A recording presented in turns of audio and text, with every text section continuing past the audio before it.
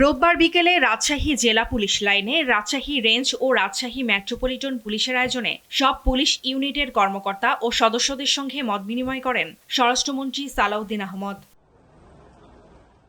সাবেক আইজিপি বেনজির আহমেদের জামিনে মুক্তি প্রসঙ্গে তিনি বলেন, বেনজিরের জামিন বাতিলে ল ফার্ম নিয়োগ দিয়েছে সরকার। তারা আইনানুগভাবে গেছে, আমরা ল ফার্ম নিয়োগ করেছি, আমাদের চেষ্টা আমরা করছি, আমরা আশা করছি এগুলো আমরা বেল ক্যান্সেল করতে পারবো এবং দ্রুততম সময় তাকে ফেরত দিতে পারবো।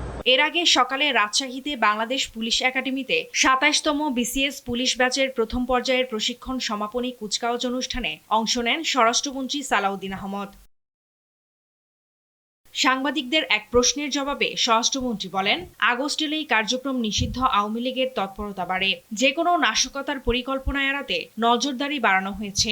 আওয়ামী ফ্যাসিবাদী গোষ্ঠী, যেটা নিষিদ্ধ ঘোষিত রাজনৈতিক গোষ্ঠী, তাদের বিভিন্ন কার্যক্রম আগস্ট মাসে পরিলক্ষিত হচ্ছে, তো সেই জন্য আমরা সবাইকে সতর্ক থাকতে বলেছি।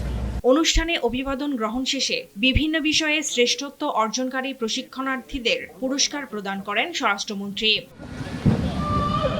ফারজানা আফরোজ টুম্পা, নিউজ ডেস্ক, দেশ টিভি।